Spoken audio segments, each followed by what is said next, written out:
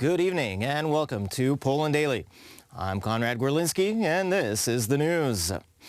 The court in Hajnówka did not agree to the imposition of a pre-trial detention on a Syrian citizen who failed to stop for police control last week.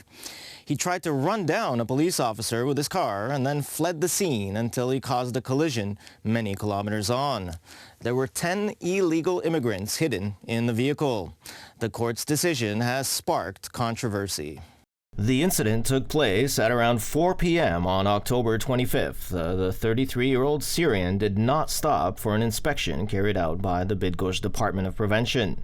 His escape ended up in a collision, after which he fell into a ditch. The court has decided that he will not be kept in custody, contrary to the request made by the prosecutor's office. Here, life-threatening situations for Polish policemen are at stake. These are not jokes. But I'll put it this way. At this moment, the courts really are trying a lot of cases connected to illegal migration, as well as transporting people who have arrived in Poland illegally. The man not only broke traffic regulations and posed a threat to the lives of police officers, there are also penal consequences for assisting in the transport of illegal foreigners.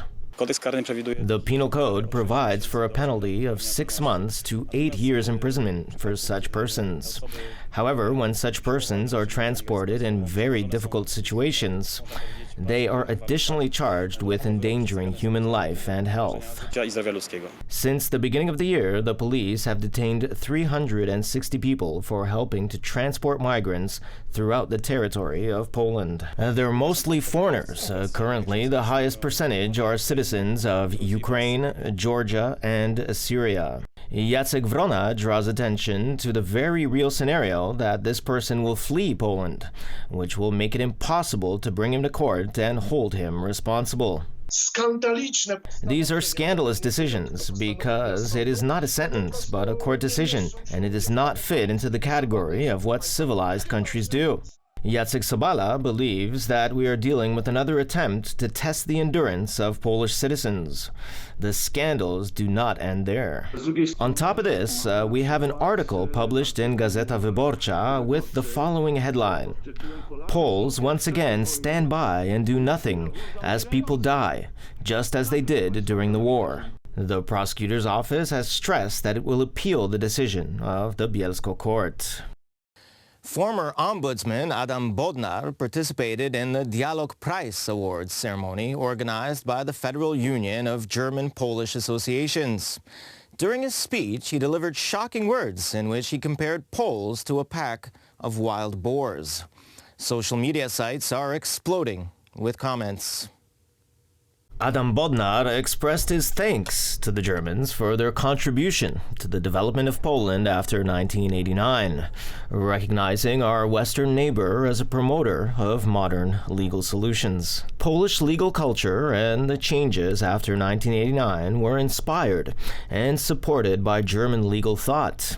This was the basis for the construction of a modern state of law in Poland, mechanisms for the protection of human rights and democracy. We based our European integration on this, but this causes, on the part of the mentor, also a special responsibility. As in the parable from The Little Prince, if a pet is tamed, it cannot be later abandoned. This excerpt from the statements of the former Polish ombudsman triggered a lot of comments from internet users. What Bodnar understood from The Little Prince is that there are good Germans and savage Poles. It's a shame and a disgrace that such a chicken was more than a reporter for Czerska in Poland. It must be admitted that this Bodnar always behaved as if he was the animal rights ombudsman.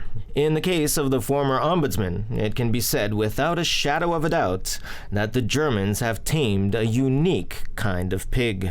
Adam Bodnar's attitude was also met with critical opinions from politicians of the United Right. What do these people like Mr. Bodnar and Mr. Tusk have in their heads that they have this immense need within themselves to pay reverence to the Germans in the German language? Is it really hard to see that the Germans, in the field of democracy, of the rule of law, are not such authorities? Left-wing politicians, on the other hand, see nothing wrong with Bodnar's words. It's actually really nice that the country's ombudsman is making such references, anchoring them to the lovely story of the Little Prince. Editor Tomasz Sakiewicz drew attention to the impact of German institutions on environments that are of particular importance in Poland. This sort of attitude in Poland that the German should dominate and that the Pole is something worse, and in this case a wild animal, is particularly humiliating. In this context, the statement by Donald Tusk to the German CDU party, in which he thanked its politicians for their support, is significant. It was the agendas of this political formation that financed the first party of Donald Tusk, the Liberal Democratic Congress, as early as the 90s. Completely out in the open, Tusk put on a German football jersey. There was this player, Mirosław Klose. He was also born in Poland, but he played for the Germans. And that's the sort of politician that Tusk is. Adam Bodnar was the ombudsman in 2015 until 2021. He was elected by the parliament by the votes of the Civic Platform, the Democratic Left Alliance, and the Palikot movement. While performing his function, right-wing circles repeatedly accused him of not adhering to the apolitical nature of his office. Hundreds of activists and attendees of the COP26 climate summit arrived in Glasgow by train yesterday, ahead of the summit's kickoff today. Swedish climate activist Greta Thunberg also arrived soon after on a separate train and was escorted by police officers away from the station. Young activist Greta Thunberg was greeted at the train station like a movie star by crowds of reporters.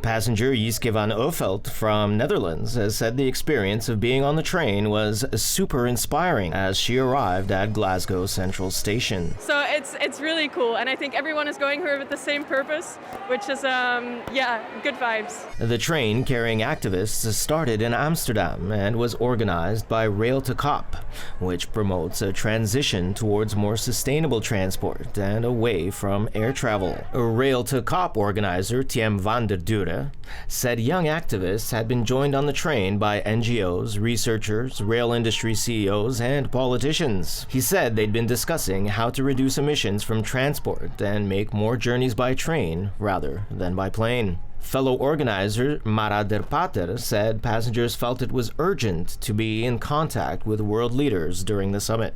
It's really a mix of people that took the climate train. We had 500 people on the train.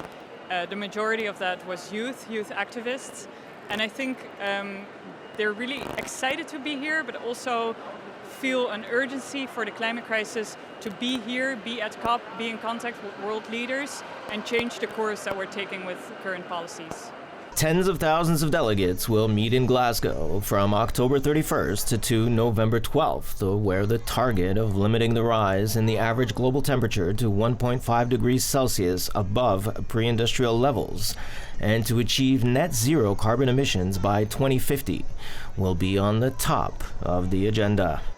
It's Halloween tonight, and blood-stained monsters equipped with chainsaws, and a butcher who rips the guts out of the stomachs of one of his victims scared hundreds of participants of the annual Halloween celebrations at southern Germany's Frankenstein castle on Friday night. People dressed up as vampires and zombies in search of blood and angst were not disappointed, they said, as screams from young women being attacked by monsters were heard nearby. It's for the adrenaline kick, said Lisat Nolman, as a large knife held by a monster made its way towards her throat. It's beautiful, the scenery's fantastic, the monsters are nice, it's definitely a lot of fun, said another participant who declined to give his name. The annual event at Frankenstein Castle, south of Frankfurt, was cancelled for the first time last year due to the coronavirus pandemic. Petra Kaemerer, a spokeswoman for the Frankenstein Halloween Festival, said the decision to host the more than 40-year-old annual event again in 2021 was not easy. It was a difficult decision, and we also received hate messages, more than enough and more than we could have wished for.